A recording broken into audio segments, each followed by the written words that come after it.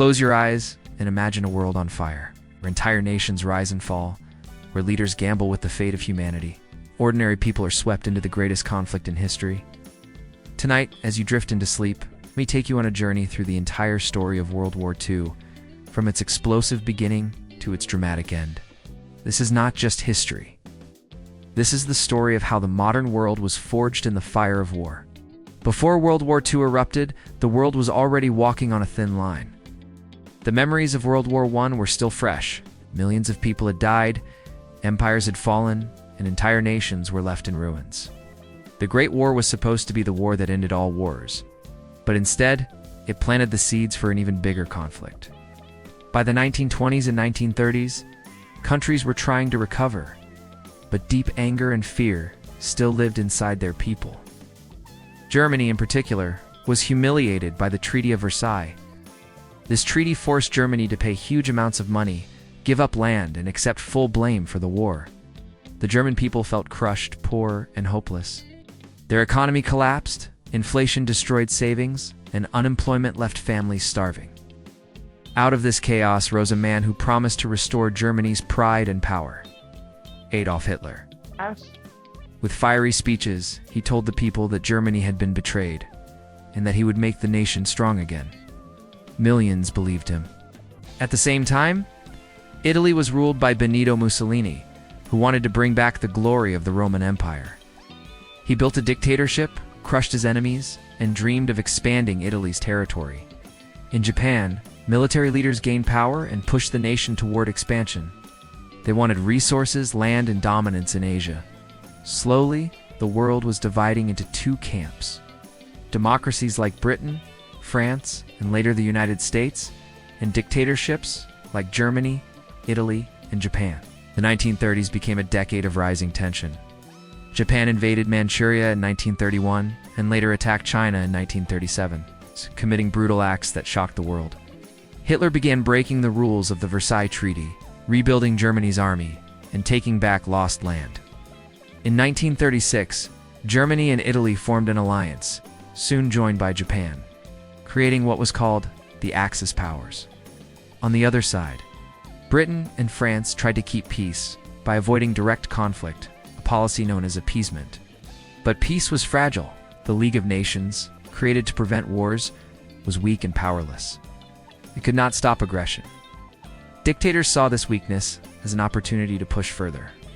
Hitler tested the limits again and again, each time growing bolder.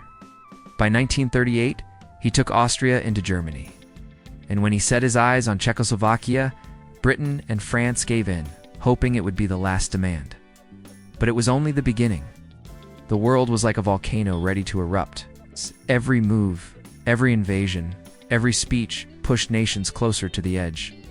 Ordinary people went about their daily lives, not knowing that within a year, the largest and deadliest war in human history would explode. World War II was not just a war of soldiers and tanks, it was a war of ideas, survival, and the future of humanity itself. And the first sparks were already beginning to fly. The true beginning of World War II came on September 1st, 1939. On this day, the German army, led by Adolf Hitler, invaded Poland. It was not just a small attack, it was a storm of tanks, planes, and soldiers crashing across Poland's borders. This new style of fighting was called blitzkrieg, or lightning war. The idea was simple but terrifying. Move fast, hit hard, and overwhelm the enemy before they could fight back. Poland was brave, but it was not ready for this kind of war. German planes bombed cities, railroads, and bridges, while tanks rolled across the countryside. In just weeks, Poland was torn apart. To make matters worse, the Soviet Union also invaded Poland from the east. Following a secret deal with Hitler called the Molotov-Ribbentrop Pact, this agreement shocked the world two powerful enemies. Nazi Germany and Communist Russia had agreed to divide Poland between them. When Germany attacked Poland, Britain and France finally realized that Hitler would not stop. On September 3, 1939, they declared war on Germany.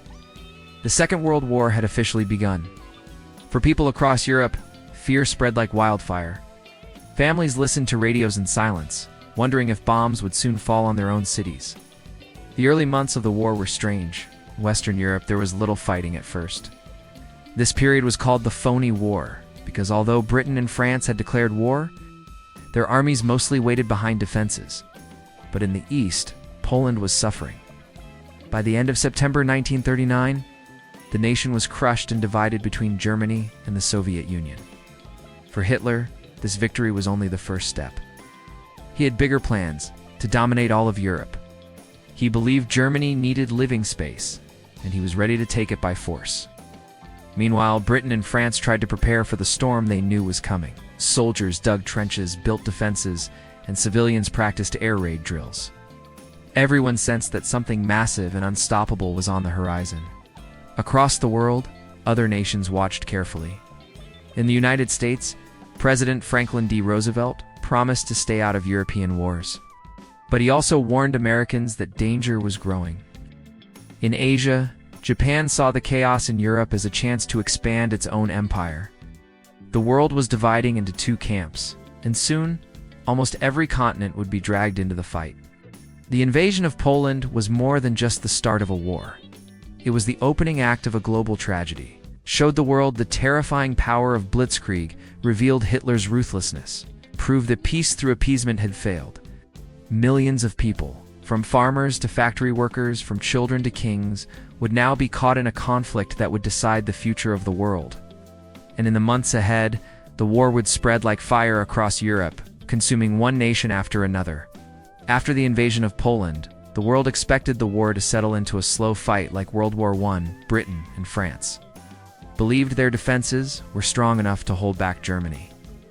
They trusted in the Maginot Line, a massive wall of forts, bunkers, and weapons along the French-German border.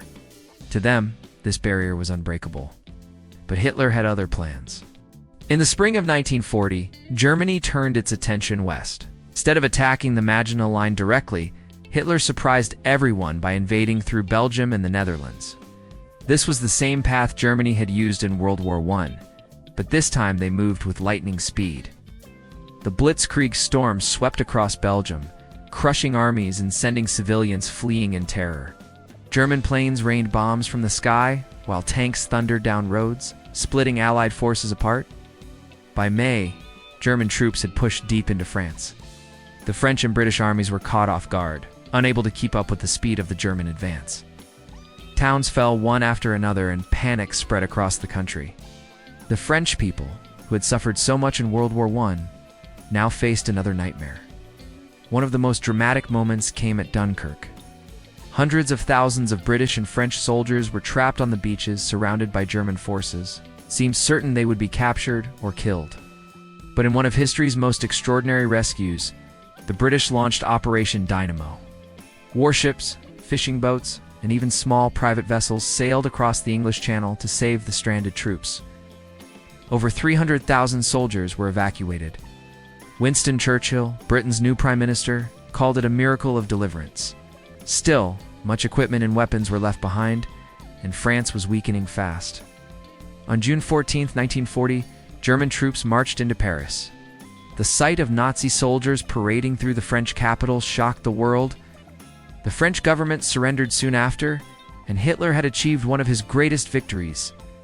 France, a proud and powerful nation, had fallen in just 6 weeks. For Britain, this was a dark and lonely moment. Europe was now almost entirely under Nazi control, from Norway in the north to France in the west and Poland in the east. Only Britain stood free, facing the Nazi war machine across the Channel. Hitler expected them to give up, but Churchill promised his people they would fight on. He delivered his famous speech, declaring, "We shall fight on the beaches, we shall fight on the landing grounds, we shall fight in the fields and in the streets, we shall never surrender." The fall of France changed everything.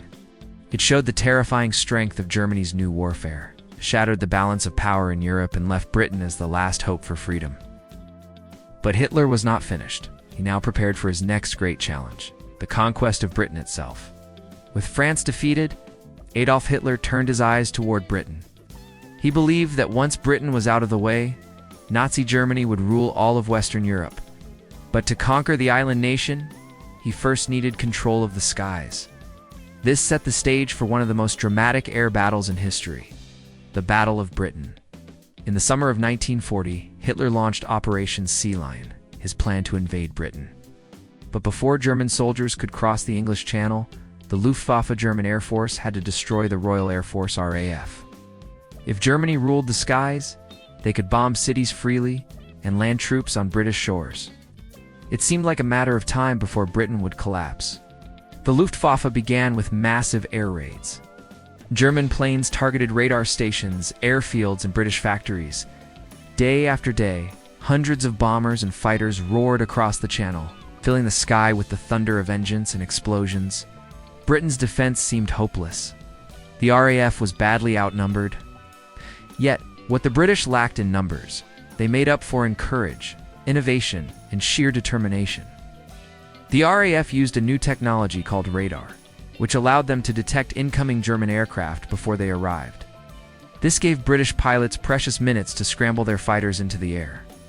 The Spitfire and Hurricane, Britain's fighter planes, became symbols of resistance. Young pilots, many barely out of their teens, took to the skies, sometimes fighting multiple battles in a single day. Churchill later called them the few, saying, "Never in the field of human conflict was so much owed by so many to so few." As the weeks passed, Hitler grew frustrated.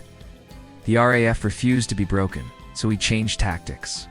Instead of only attacking military targets, the Luftwaffe began bombing cities, especially London. These attacks became known as the Blitz. For 57 nights in a row, German bombers pounded the capital. Entire neighborhoods were destroyed, families slept in subway tunnels for safety, and flames lit up the night sky. Yet the British people did not surrender. Instead, their spirit grew stronger. They sang songs, raised flags, and kept going to work even as bombs fell. October 1940. It became clear that Germany could not defeat the RAF. The Luftwaffe had lost thousands of planes and many skilled pilots. Hitler postponed Operation Sea Lion, and Britain remained free. It was the first major defeat for Nazi Germany in the war. The Battle of Britain was more than just an air campaign. It was a turning point. It proved that Hitler could be stopped. It showed the power of ordinary people standing together against tyranny. For Britain, it was a moment of survival and pride. For the world, it was a sign that the fight against fascism was far from over. And while Britain celebrated its survival, new dangers were rising in other parts of the world. In the East, Hitler was preparing for his next great gamble. And across the oceans, Japan was plotting moves that would drag the United States into the war. After failing to crush Britain, Adolf Hitler shifted his focus to the East. For years, as he had dreamed of conquering Soviet Russia. In his book Mein Kampf, he wrote about needing living space for Germans, and he saw the vast lands of Eastern Europe as the key to that dream. Hitler also hated communism and believed that defeating the Soviet Union would secure his empire forever. On June 22, 1941, he launched Operation Barbarossa, the largest military invasion in history. More than 3 million German soldiers, thousands of tanks, and waves of aircraft poured across the Soviet border.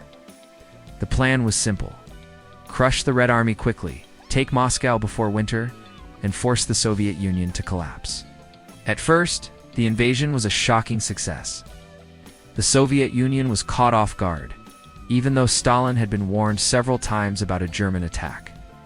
German forces advanced rapidly, capturing hundreds of thousands of Soviet soldiers and sweeping across huge areas of land. Entire towns were burned, villages destroyed, and civilians killed. The blitzkrieg that had worked in Poland and France seemed unstoppable once again. By the summer, German troops had reached deep into Soviet territory. They captured Kiev, surrounded massive Soviet armies, and advanced toward key cities like Leningrad and Moscow. But the Soviet Union was not like France or Poland. Its land was vast, its people determined, and its leader, Joseph Stalin, ruthless. Stalin ordered a scorched earth policy. Retreating soldiers burned crops, destroyed factories, and left nothing useful for the Germans. One of the darkest moments came at Leningrad. Hitler's army surrounded the city, cutting off supplies in what became the Siege of Leningrad. For over 2 years, the people of Leningrad endured hunger, cold, and constant shelling. Thousands died every week, yet the city refused to surrender. It became a symbol of Soviet resistance.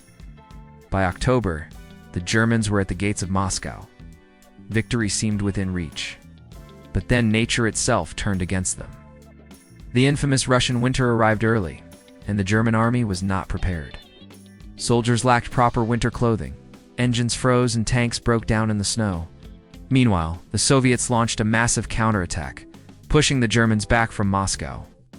For the first time, Hitler's army had been stopped. Operation Barbarossa was a turning point in the war. What Hitler thought would be a quick victory turned into a brutal, endless struggle. The Eastern Front became the bloodiest battlefield of World War II, where millions of soldiers and civilians would die. This failure also changed the balance of the war. The Soviet Union would not fall. Instead, it would rise as one of the strongest forces against Nazi Germany. And as Hitler poured more men and resources into the East, he weakened his ability to fight elsewhere. The war was no longer just about conquering small nations. It had become a battle of giants. Nazi Germany against the Soviet Union, and the struggle in the East would decide the fate of Europe. While Europe was burning in war, another storm was gathering across the Pacific. Japan had long dreamed of controlling Asia. By the late 1930s, its army had already invaded China and committed terrible acts, including the infamous Nanking Massacre. But Japan wanted more. It needed oil, rubber, and other resources to fuel its empire. The only thing standing in its way was the United States, which had powerful bases in the Pacific, especially in the islands of Hawaii and the Philippines. Tensions between the US and Japan grew throughout 1940 and 1941. America placed economic sanctions on Japan, cutting off vital supplies like oil and steel. For Japan, this was unacceptable. Its leaders believed they had to strike first or be crushed later. It planned a bold, dangerous attack, one that would shock the entire world. On the morning of December 7, 1941, Japanese planes roared out of the sky over Pearl Harbor, a U.S. naval base in Hawaii. In less than 2 hours, hundreds of bombs and torpedoes rained down on American ships and airfields. Battleships were sunk, planes destroyed, and over 2,400 Americans killed. The attack was sudden, devastating, and brutal. America was caught completely off guard. But Japan's goal to break America's spirit failed. Instead, it had awakened a sleeping giant. The very next day, on December 8, 1941, President Franklin D. Roosevelt gave his famous speech, calling December 7th a date which will live in infamy. Congress declared war on Japan. Just a few days later, Germany and Italy declared war on the United States in support of Japan.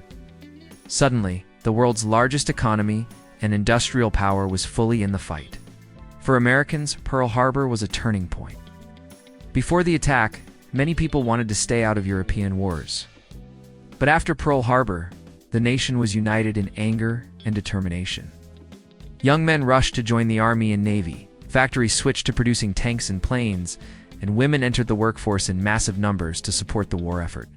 Posters with slogans like, "We can do it," became symbols of American strength. Japan celebrated its early victories.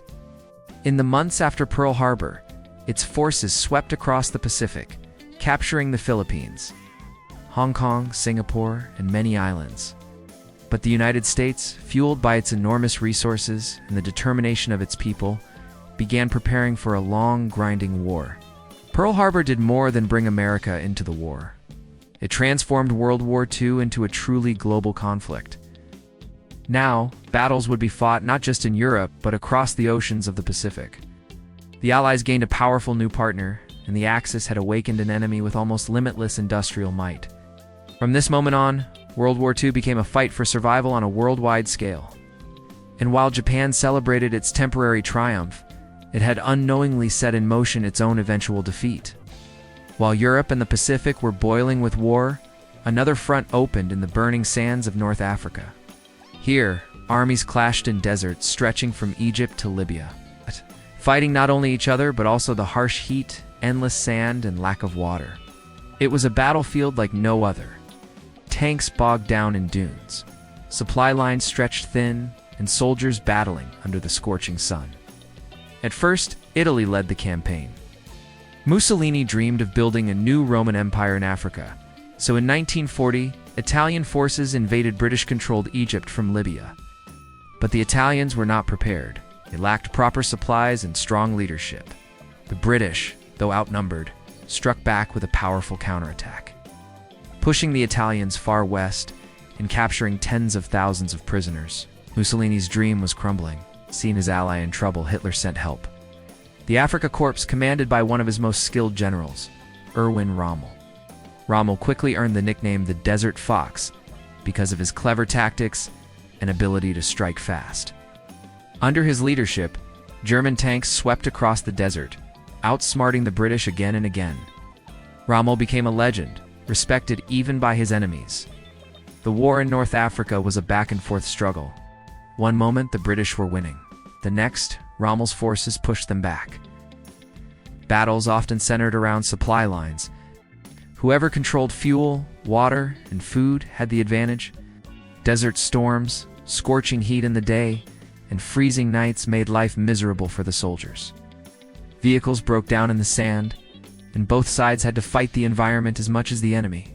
By 1942, the fighting reached its peak at the Battle of El Alamein in Egypt. Here, British General Bernard Montgomery faced Rommel in a massive showdown.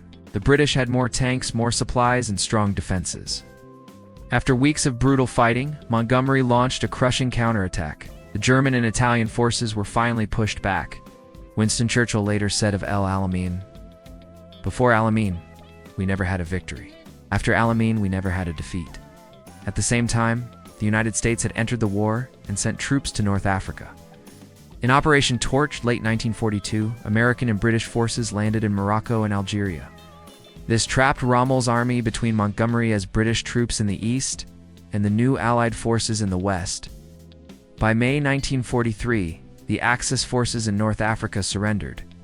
Over 250,000 German and Italian soldiers were taken prisoner. The victory in North Africa gave the Allies an important foothold. It cleared the Mediterranean of Axis control and opened the door to the next big step, the invasion of southern Europe, beginning with Sicily and Italy. For the Axis, the loss was devastating. Mussolini's dreams of empire were shattered, and Germany had lost one of its best opportunities to control vital resources. The Desert War was over, but it showed the world the importance of strategy, supply lines, and determination. And for the Allies, it was the beginning of a long journey back into Europe. If there was one battle that turned the tide of World War II more than any other, it was the Battle of Stalingrad. This fight was not just about soldiers and weapons. It was about survival, pride, and the future of the entire war. For Hitler, Stalingrad was the city he believed he must capture to break the Soviet Union. For Stalin, it was the city that could not, under any circumstance, be lost. In the summer of 1942, Hitler launched a new offensive in the Soviet Union. His armies pushed south toward the rich oil fields. It also carried symbolic weight, a city named after Stalin himself. Hitler wanted to crush it, and Stalin swore it would never fall. When the Germans reached Stalingrad in August, they unleashed a storm. Thousands of bombs rained down, turning buildings into rubble and streets into ruins. But instead of breaking Soviet morale, the destruction created a fortress of broken walls and shattered houses where defenders could hide and fight. What followed was some of the most brutal urban warfare in history. Soldiers fought house by house, room by room, and even floor by floor. Snipers hid in ruined buildings, machine guns were set up in basements, and grenades exploded in stairwells. Civilians, trapped in the city, suffered terribly from hunger and constant shelling. The Volga River became a lifeline, as Soviet boats ferried reinforcements and supplies across under heavy fire. Despite enormous losses, the Soviets refused to surrender. Stalin's order was clear: not a step back. Entire divisions fought to the last man. The Germans pushed deeper into the city, but every street cost them hundreds of lives. By November 1942, Hitler believed victory was close, but he had underestimated the Red Army. That winter, the Soviets launched Operation Uranus, a massive counterattack. Instead of striking directly at the Germans in the city, Soviet armies surrounded them from the north and south, cutting off the entire German Sixth Army. Suddenly, the hunters had become the hunted. Inside Stalingrad, over 300,000 German soldiers were trapped in freezing conditions with little food, no supplies, and constant Soviet attacks. Hitler ordered them to fight to the last man, refusing to allow retreat. As the weeks dragged on, starvation, frostbite, and hopelessness spread among the Germans. By February 1943, their commander, General Paulus, finally surrendered. Out of the hundreds of thousands who entered Stalingrad, only about 90,000 survived to become prisoners, and very few of them ever returned home. The Battle of Stalingrad was a turning point of the entire war. For the first time, Germany had suffered a massive, undeniable defeat. Hitler's aura of invincibility was broken, and the Soviet Union gained momentum. From this moment on, the Red Army would begin pushing west, slowly but surely driving the Nazis back toward Germany. Stalingrad was more than just a military victory. It was a symbol of human endurance and sacrifice. A city reduced to rubble had stood firm, and a nation that refused to bow had turned the tide of history. After winning in North Africa, the Allies looked to the next step, invading Europe itself. The soft underbelly, as Winston Churchill called it, was Italy. Mussolini's fascist regime had already suffered humiliation in Africa, and now the Allies were ready to strike at his homeland. This campaign would not only weaken Germany's ally, but also open a path into southern Europe. In July 1943, the Allies launched Operation Husky, a massive invasion of the island of Sicily. American, British, and Canadian forces stormed the beaches while paratroopers dropped behind enemy lines. German and Italian defenders resisted fiercely, but the Allies had overwhelming naval and air power. After weeks of hard fighting across mountains, valleys, and villages, Sicily fell.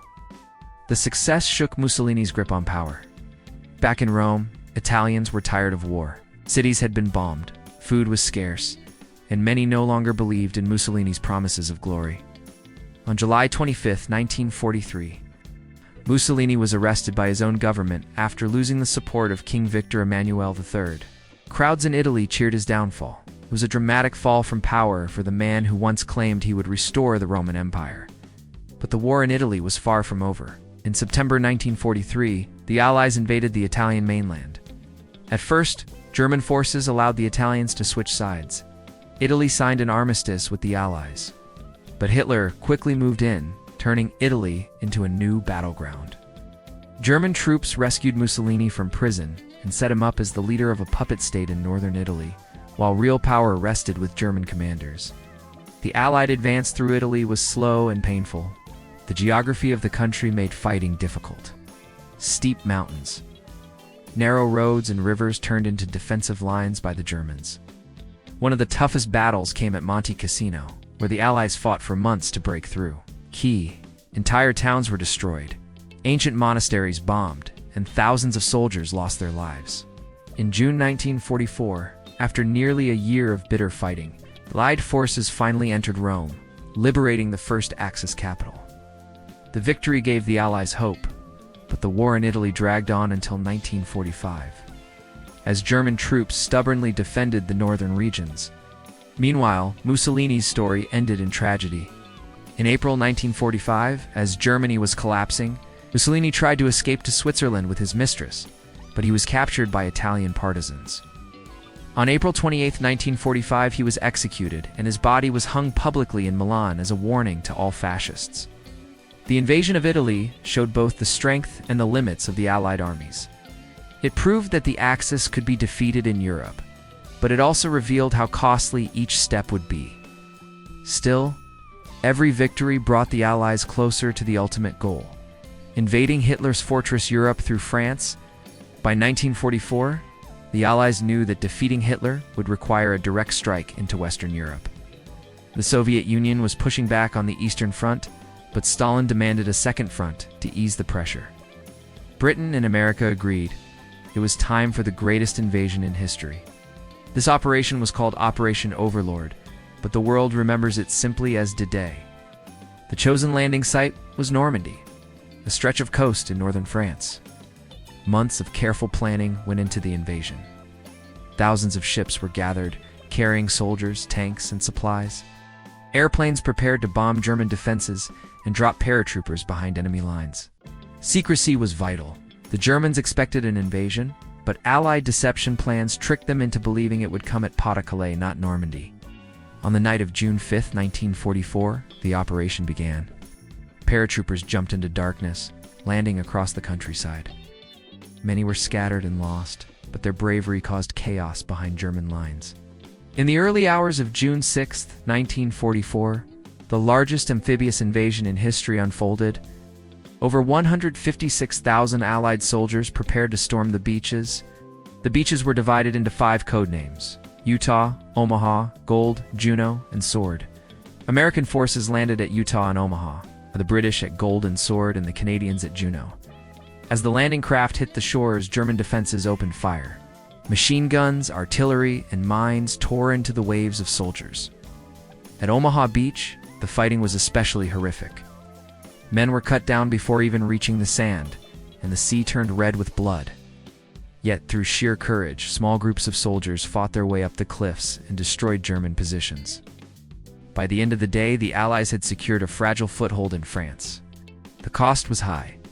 Over 4,000 Allied soldiers were killed, and many more wounded, but the invasion had succeeded. D-Day marked the beginning of the liberation of Western Europe. In the weeks that followed, the Allies poured men and equipment into Normandy. Fierce battles raged in the hedgerows, where German tanks and snipers slowed the advance. One of the toughest fights came at the city of Caen, which was bombed heavily before being captured. By late July, American forces broke through German lines in Operation Cobra, racing across France. Soon Paris itself was liberated, and crowds filled the streets cheering as Allied troops marched in. D-Day was more than just a military victory. It was a symbol of unity. Soldiers from the United States, Britain, Canada, and many other nations fought side by side. It showed the determination of the Allies to free Europe from tyranny. For Hitler, it was the beginning of the end. His dream of ruling Europe was crumbling as the Allies closed in from both west and east. The beaches of Normandy remain sacred ground today, a reminder of the sacrifice of thousands who gave their lives so that freedom could live. After the success of D-Day, the Allies had achieved their greatest breakthrough in the war so far.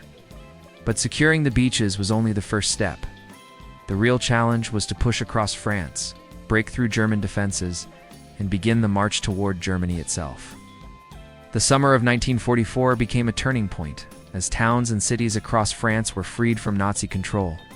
In the weeks after June 6th, fighting in Normandy was brutal and slow. The countryside was divided into thick hedgerows, tall, dense bushes that created natural walls around the fields. German troops used these hedgerows as fortresses, hiding tanks and machine guns that made every advance costly. Soldiers had to fight field by field, often face to face with the enemy. Many young men who had survived the beaches found themselves trapped in some of the deadliest ground fighting of the war. But the Allies adapted. Engineers developed ways to break through the hedgerows using tank modifications, and air power was unleashed to weaken German positions. In Operation Cobra, July 1944, American forces broke through the German lines, creating a massive gap. Suddenly, the front opened and the Allies poured through with tanks and troops. German forces, already weakened, began to collapse. By August, the road to Paris was open. Inside the city, the French resistance rose up against the German occupiers, launching attacks on German patrols and seizing buildings. On August 25, 1944, Allied forces, along with French Free Forces led by General Charles de Gaulle, entered Paris. Crowds flooded the streets, waving flags, cheering and crying with joy. After 4 long years under Nazi rule, the City of Lights was free again. But the liberation of France did not mean the war was over. Hitler refused to give up. Retreating German forces regrouped, setting up defenses along the borders of Belgium and Germany. They prepared for one last desperate counterattack. Meanwhile, the Allies had to keep moving, because every delay gave the enemy time to recover. By September, Allied forces reached Belgium and the Netherlands. Operation Market Garden, an ambitious plan to seize key bridges with paratroopers, aimed to break into Germany quickly. While it achieved some success, it failed to secure all objectives, and the war dragged on. Still, the Allies had pushed the Nazis out of most of Western Europe in just a few months. For the people of France, Belgium, and the Netherlands, liberation was bittersweet. They welcomed freedom with tears and celebrations, but their towns were destroyed. Their homes shattered, and many families had lost loved ones. Resistance fighters who had risked everything now walked proudly in the open, their courage finally rewarded. The march toward Germany was not just a military campaign, it was a symbol of hope. Every mile forward meant that Nazi tyranny was shrinking. Yet everyone knew the hardest battles were still ahead. Hitler was preparing a massive gamble. One last strike that would shake the Western Front before the Allies could invade Germany itself. The liberation of France was the light of victory. But in the cold winter of 1944, darkness was about to return in the form of Hitler's final counterattack, the Battle of the Bulge. By late 1944, Nazi Germany was losing ground everywhere. In the east, the Soviet Union was crushing German armies and pushing toward Poland. In the west, the Allies had liberated France and were closing in on Germany's borders. Hitler knew time was running out. If he was going to save his empire, he needed a bold strike. One last gamble to split the Allies apart and force them to make peace. His plan was to launch a surprise attack in the Ardennes Forest, a region stretching through Belgium and Luxembourg. The Allies believed this area was too quiet, too wooded, and too difficult for a large-scale attack. That made it the perfect place for Hitler's trap. The goal was to smash through the Allied lines, capture the vital port city of Antwerp, and cut off the British and American armies from each other. On the icy morning of December 16, 1944, the German attack began. More than 200,000 soldiers, supported by tanks and artillery, stormed through the foggy forests. The Allies were completely caught off guard. German forces punched a deep bulge into the Allied front lines, giving the battle its famous name, the Battle of the Bulge. In the first days, chaos spread. Entire American units were surrounded. Roads were jammed with desperate retreats, and villages were swallowed by German advances.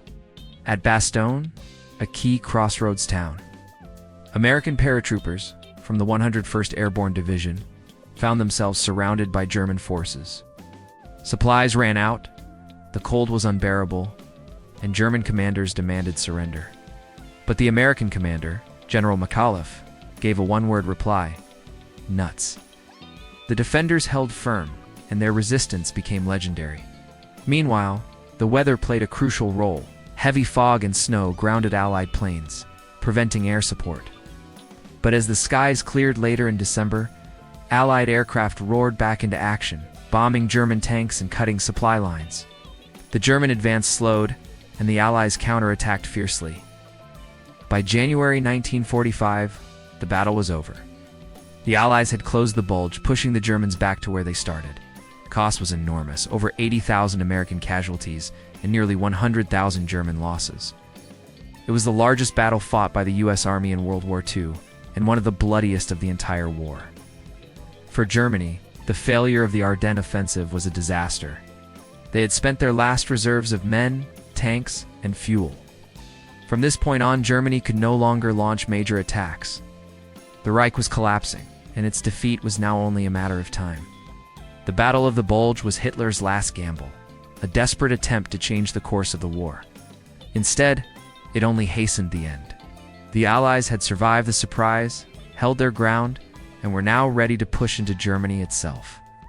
But while the Western Allies prepared to cross the Rhine in the east, the Soviet Union was preparing a final storm that would carry them straight to Berlin. By the spring of 1945, Nazi Germany was collapsing on every front. In the west, British, American, and Canadian forces had crossed the Rhine River and were advancing deep into German territory. In the east, the Red Army of the Soviet Union was pushing relentlessly toward Berlin. Bombed cities lay in ruins, supplies had run out, and millions of civilians were fleeing in despair. The once mighty Third Reich was on its knees, and its end was near. For Hitler, however, reality had become twisted. He still believed victory might somehow be possible. In his underground bunker in Berlin, he gave orders to armies that no longer existed and ranted about betrayal by his generals. The city above him was being destroyed day and night by Soviet artillery and airstrikes. Whole neighborhoods were flattened, and the streets were filled with rubble, smoke, and desperate civilians searching for shelter. The Battle of Berlin began in mid-April 1945, when over 2.5 million Soviet soldiers launched their final assault. The Germans had only a fraction of that number. Many of them old men and young boys pressed into service in the Volkssturm, Hitler's last resort militia. They fought bravely in the ruins, but they were hopelessly outmatched. Soviet tanks rolled through the city streets, and fighting raged house by house. Inside his bunker, Hitler's world shrank to a few rooms. He appointed new generals, ordered counterattacks that never happened, and grew increasingly paranoid. On April 29, 1945, he married his longtime companion, Eva Braun, in a small ceremony. The next day, as Soviet troops closed in, Hitler dictated his last will and political statement, blaming Jews and his own generals for Germany's defeat.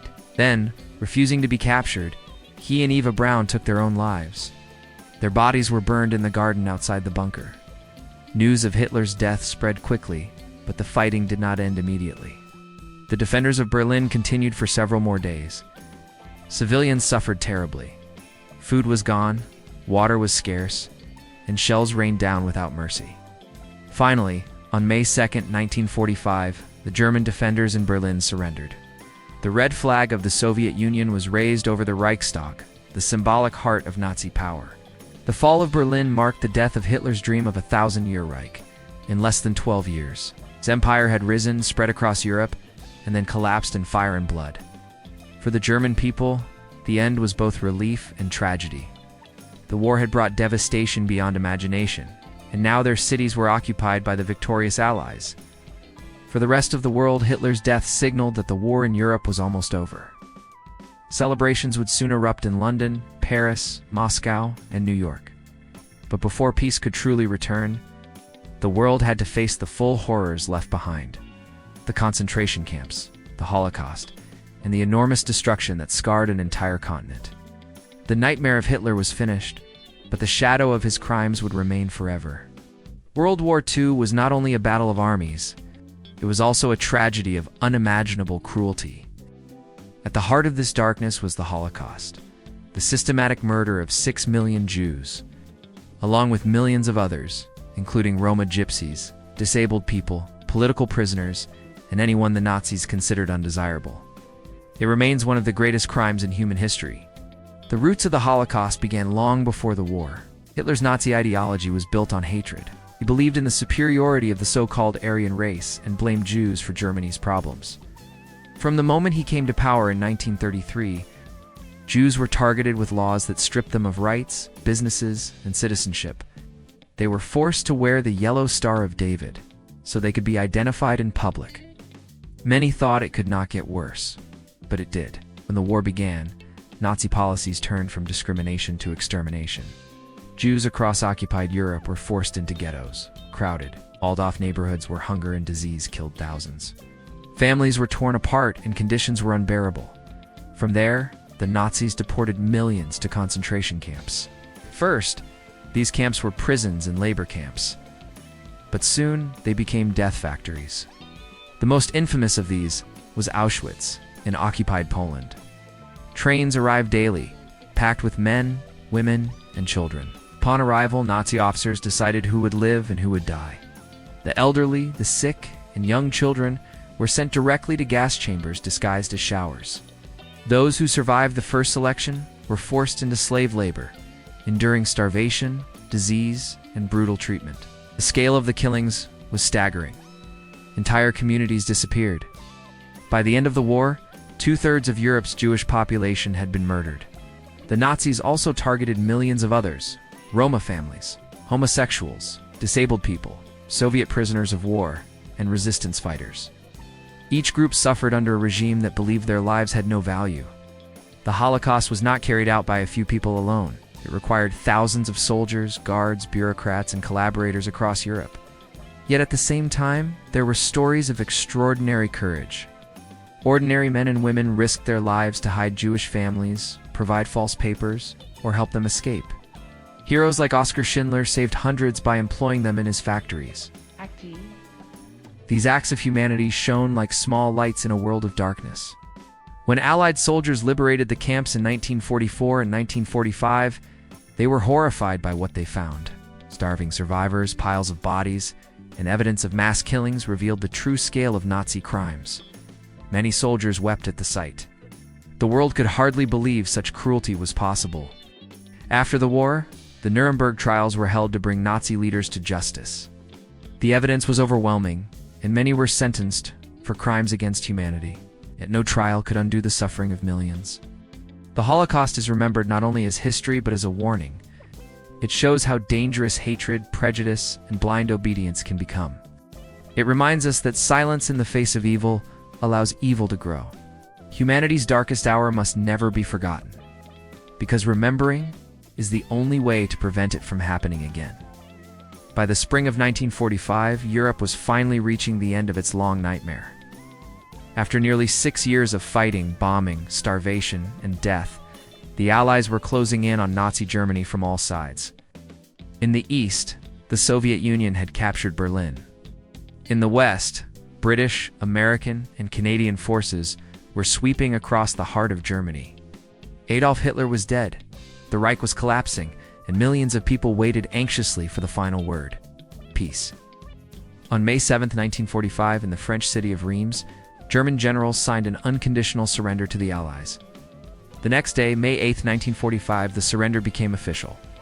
Across the world, this day became known as Victory in Europe Day, or VE Day. It was the moment when the guns finally fell silent in Europe, and the nightmare of Nazi rule came to an end. The celebrations were unforgettable. In London, crowds filled Trafalgar Square and Piccadilly Circus, cheering, singing, and waving flags. King George VI and Prime Minister Winston Churchill appeared on the balcony of Buckingham Palace as tens of thousands of people shouted with joy. In Paris, bells rang, people hugged strangers, and tears of relief streamed down faces that had endured years of occupation. Across cities in Europe, fireworks lit up the night sky.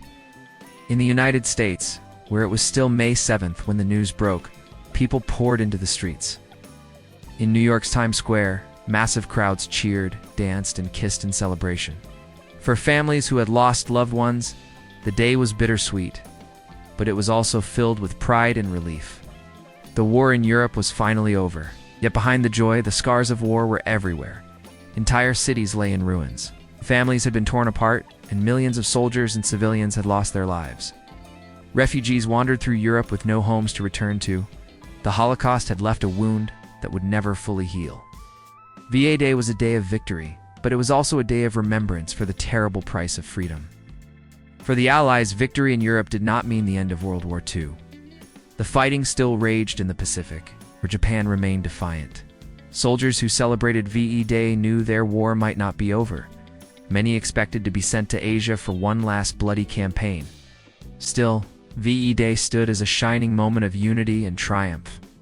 The people of the free world had endured incredible suffering and sacrifice, but they had defeated one of the greatest evils in history. The joy of that day was not just about the end of a war. It was about the survival of hope, democracy, and humanity itself. On May 8, 1945, church bells rang louder, songs filled the air. People everywhere whispered the same words: "It's over." Even as Europe celebrated the defeat of Nazi Germany, the war in the Pacific was still raging.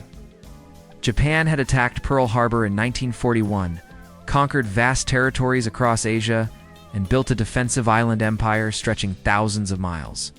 To defeat Japan, the Allies, led by the United States, had to fight across the Pacific Ocean, capturing island after island in brutal battles. This strategy became known as island hopping. The idea of island hopping was simple but deadly. Instead of attacking every single Japanese-held island, the Allies focused on capturing only the most important ones: islands with airfields, harbors, or positions close to Japan. Each victory allowed the Allies to move their planes and ships closer, slowly tightening the noose around Japan. But the Japanese were determined to defend every piece of territory fiercely, often fighting to the last man. One of the first major battles came at Guadalcanal in 1942. For 6 months, American and Japanese forces clashed on land, in the air, and at sea. Conditions were terrible: jungles filled with disease, constant rain, and endless enemy attacks. But after heavy losses, the Allies finally won. Guadalcanal was the first step in pushing Japan back. As the campaign continued, battles grew fiercer. At Tarawa in 1943, U.S. Marines faced withering gunfire as they stormed beaches defended by bunkers and machine guns. At Saipan in Guam, the fighting was so intense that Japanese civilians, filled with fear from propaganda, leapt to their deaths rather than surrender. Each battle showed how far Japan was willing to go to resist defeat. By 1944, the Allies reached the Philippines, where General Douglas MacArthur fulfilled his famous promise, "I shall return." The battle for the Philippines included the Battle of Leyte Gulf, the largest naval battle in history. Japanese planes carried out kamikaze attacks, suicide missions where pilots deliberately crashed their planes into Allied ships. These desperate tactics caused heavy losses, but could not stop the Allied advance. Perhaps the bloodiest battles of the Pacific were fought in 1945. At Iwo Jima, American Marines stormed a volcanic island defended by thousands of Japanese soldiers hidden in tunnels and caves. The iconic photograph of Marines raising the American flag on Mount Suribachi became a symbol of courage. But victory came at a terrible price. Nearly 7,000 Americans killed, and over 20,000 Japanese dead. Soon after, the battle for Okinawa turned into the largest and deadliest Pacific battle of the war. For nearly 3 months, Japanese forces resisted with everything they had. Kamikaze attacks sank dozens of Allied ships, and ground combat was savage. Over 12,000 Americans and more than 100,000 Japanese soldiers and civilians died. The scale of loss shocked the world and showed how costly an invasion of Japan's home islands might be. The island-hopping campaign brought the Allies within striking distance of Japan itself. But each battle revealed a grim truth. If Japan was willing to fight so hard for small islands, what would happen when the Allies invaded their homeland? This question set the stage for the final, most controversial chapter of the war: the use of the atomic bomb.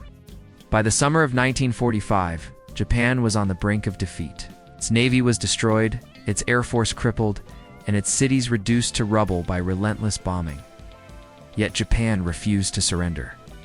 Its leaders believed that if they fought to the bitter end, they could force the Allies to negotiate a peace instead of demanding unconditional surrender. The United States, however, was preparing to unleash a weapon unlike anything the world had ever seen: the atomic bomb. During the war, American and British scientists worked in secret on a project known as the Manhattan Project. This project produced a weapon of unimaginable power, a bomb that used nuclear energy to create an explosion so massive it could level an entire city in seconds. By July 1945, the first successful test of the bomb had taken place in New Mexico. President Harry S. Truman, who had taken office after Franklin Roosevelt's death, now faced a terrible choice: invade Japan, which could cost hundreds of thousands of American lives, or use the atomic bomb to force Japan's surrender. On August 6, 1945, the first atomic bomb was dropped on the city of Hiroshima. In an instant, a blinding flash lit the sky, followed by a fireball that destroyed everything within miles. Entire neighborhoods vanished. Buildings turned to dust. Tens of thousands of people were killed instantly, and many more suffered horrific burns and radiation sickness. Survivors described a hellish scene. Shadows burned into walls. Rivers filled with the wounded and cries of pain echoing through the ruins. 3 days later, on August 9, 1945, a second bomb was dropped on Nagasaki. Once again, a city was devastated. Over 70,000 people were killed within moments, and many more would die from injuries and radiation in the weeks and months that followed. The bombs shocked the world. Never before had such destruction been unleashed by a single weapon. Entire cities were destroyed in seconds, and the survivors lived with scars, both physical and emotional, for the rest of their lives. The moral questions about the use of atomic bombs remain debated even today. But in 1945, one thing was clear: Japan could not continue. On August 15, 1945, Emperor Hirohito announced Japan's surrender in a radio broadcast, the first time most Japanese people had ever heard his voice. He explained that continuing the war would only bring destruction to the nation. For the Japanese people, it was a moment of sorrow and shock. For the Allies, it was victory at last. The formal surrender took place on September 2, 1945. Aboard the battleship USS Missouri in Tokyo Bay, Allied leaders signed the documents as Japanese officials stood in silence. World War II the deadliest conflict in human history was finally over. The atomic bombings of Hiroshima and Nagasaki remain some of the most haunting moments in history. They ended the war, but they also began a new age, the nuclear age, where humanity had to face the reality that its own inventions could destroy the world. When World War II finally ended in September 1945, the world breathed a sigh of relief.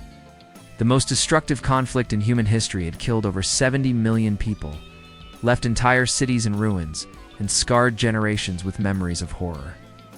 But even as victory was celebrated, humanity faced a new question. What comes after such devastation? The war had ended, but its aftermath would shape the modern world in every possible way. First came the human cost. Across Europe and Asia, millions were homeless. Cities like Warsaw, Berlin, Tokyo, and Manila lay in ruins, reduced to rubble by years of bombing.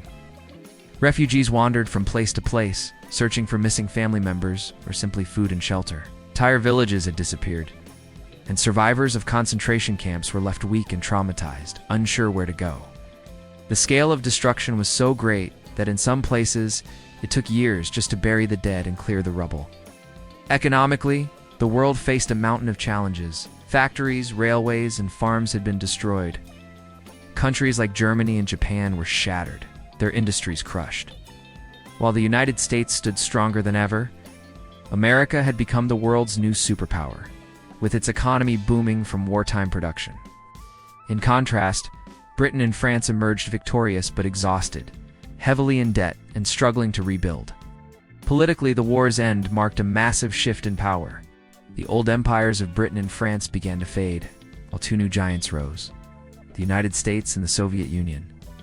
These two nations had worked together to defeat Hitler, but their ideologies were very different. The US believed in democracy and capitalism, while the Soviets under Joseph Stalin pushed communism.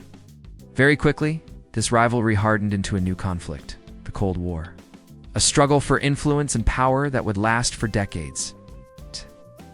Another major change came with the creation of the United Nations UN in 1945. The world had seen the failure of the League of Nations after World War I, and leaders wanted a stronger organization to prevent another global conflict. The UN was designed to bring countries together to solve disputes peacefully, protect human rights, and coordinate humanitarian aid. Though not perfect, it became a symbol of hope in a broken world. For ordinary people, life after the war meant rebuilding. In Germany and Japan, cities had to be reconstructed from ashes. In Eastern Europe, many nations fell under Soviet control, beginning decades of hardship under communist regimes. In Asia, the collapse of European colonial powers sparked independence movements in countries like India, Indonesia, and Vietnam. The world was changing rapidly, with new nations rising from the ruins. Emotionally, the war left scars that could never be erased. Survivors of bombings, soldiers who returned home with injuries, and families who lost loved ones carried the pain forever. Yet there was also determination, a desire to never let such destruction happen again. Books, films, and memorials began to tell the stories of courage and tragedy, ensuring that the lessons of the war would be remembered. The aftermath of World War II was not just about rebuilding what was lost. It was about creating a new world order, one that would try to balance peace with the reality of human ambition and rivalry. Out of the ashes of destruction, a new era was born, one filled with both hope and danger. The war had ended, but its shadow would shape politics, culture, and society for generations to come. When the guns finally fell silent in 1945, the world was left in ruins, but also filled with determination. Leaders across the globe wanted to make sure that a tragedy like World War II would never happen again. Out of this determination came the United Nations UN, an organization meant to keep peace, protect human rights, and bring nations together. At the same time, however, new divisions were already forming between the world's two rising superpowers, the United States and the Soviet Union. These divisions would spark a new kind of conflict, one without direct battles, but full of fear, tension, and rivalry, the Cold War. The idea for the United Nations began even before the war ended. In 1941, President Franklin Roosevelt and Prime Minister Winston Churchill signed the Atlantic Charter, promising to work for peace after victory. By 1945, with Germany defeated and Japan surrendering, leaders from 50 nations gathered in San Francisco to create the UN.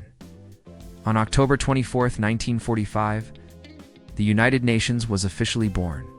The UN's mission was ambitious: prevent future wars, help nations cooperate, and protect human rights. It created a Security Council with 5 permanent members: the US, the Soviet Union, Britain, France, and China, who had the power to make major decisions.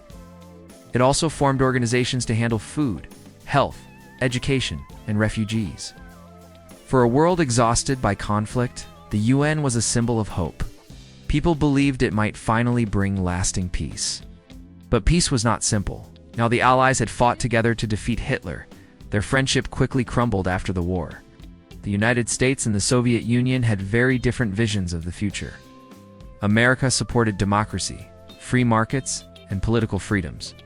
The Soviet Union, under Joseph Stalin, believed in communism, where the government controlled everything. Both sides saw each other as threats. In Eastern Europe, the Soviets tightened their grip. Poland, Hungary, Romania, and other nations were forced into communist governments loyal to Moscow. Winston Churchill described this divide as an iron curtain falling across Europe. Meanwhile, the US and its allies pushed back with policies to stop the spread of communism. This struggle for influence was not fought with armies on battlefields, but through politics, propaganda, and the threat of nuclear weapons. The Cold War soon stretched beyond Europe. Both sides competed for power in Asia, Africa, and Latin America. They built huge armies, developed terrifying nuclear bombs, and spied on each other constantly. The world had just survived World War II, but now it lived under the shadow of a possible World War III. Still, not everything was negative. The United Nations provided a stage where countries could debate instead of fight. Humanitarian programs fed the hungry and helped rebuild nations. In 1948, the UN adopted the Universal Declaration of Human Rights, a landmark promise that all people deserve dignity, freedom, and justice. The birth of the United Nations and the beginning of the Cold War showed the world 2 paths. One was cooperation and peace, represented by the UN. The other was rivalry and division, represented by the Cold War. For decades to come, humanity would struggle between these paths, always remembering the devastation of World War II as a warning. The war had ended, but a new era of global tension had begun, one that would shape the second half of the 20th century. World War II was more than just battles, bombs, and borders. It was a turning point for humanity, a tragedy, and a triumph that reshaped the entire world. From 1939 to 1945, over 70 million people died. Soldiers on the front lines, civilians in bombed-out cities, victims of the Holocaust, and countless others caught in the storm. When the war ended, nations rebuilt, but the lessons of the conflict became just as important as the victories themselves. These lessons still matter today, because forgetting them means risking the same mistakes all over again. The first lesson is the danger of unchecked power and hate. Adolf Hitler rose to power by exploiting anger, fear, and prejudice. He blamed entire groups of people for Germany's problems and convinced millions to follow him. The Holocaust showed the world what can happen when hatred is allowed to grow unchecked, and when ordinary people remain silent in the face of evil. This is why remembering the Holocaust is so important. It reminds us that prejudice, racism, and discrimination must always be resisted. The second lesson is about unity and sacrifice. World War II was won not by one nation, but by many. Countries with different languages, cultures, and beliefs joined together to stop tyranny. From American factories producing tanks, to British pilots defending their skies, to Soviet soldiers fighting at Stalingrad, to resistance fighters across occupied Europe, the victory belonged to all of them. It showed that when humanity stands together, even the darkest forces can be defeated. The third lesson is the cost of war itself. The ruins of Berlin, Warsaw, Tokyo, and countless other cities stand as reminders of how destructive war can be. Entire generations were scarred. Families lost fathers, mothers, and children. The invention of the atomic bomb brought an even more chilling warning. Humanity now had the power to destroy itself completely. These lessons led to the creation of the United Nations, which was built on the hope that nations would find peaceful ways to solve problems. Another lesson is about freedom and democracy. The war proved how fragile freedom can be when dictators rise and citizens do nothing. It also showed the strength of ordinary people, the bravery of resistance movements, the determination of workers and soldiers, and the resilience of civilians under attack remind us that every person matters in the fight for justice. Finally, World War II teaches us about memory. Survivors of the war, especially Holocaust survivors, often say, "Never forget." Remembering is a form of protection. It ensures that the cruelty of the past is not repeated, and that future generations understand what is at stake when hatred, greed, and violence are allowed to grow. Today, memorials, museums, and history lessons exist not just to honor the dead, but to warn the living. The war ended 80 years ago, but its lessons remain alive. They call us to build a world where peace, justice, and human dignity are stronger than fear and hate. World War II changed everything, but its greatest gift to the future is the wisdom it left behind. It is up to us to remember it, to learn from it, and to make sure that the phrase "never again" truly means never again.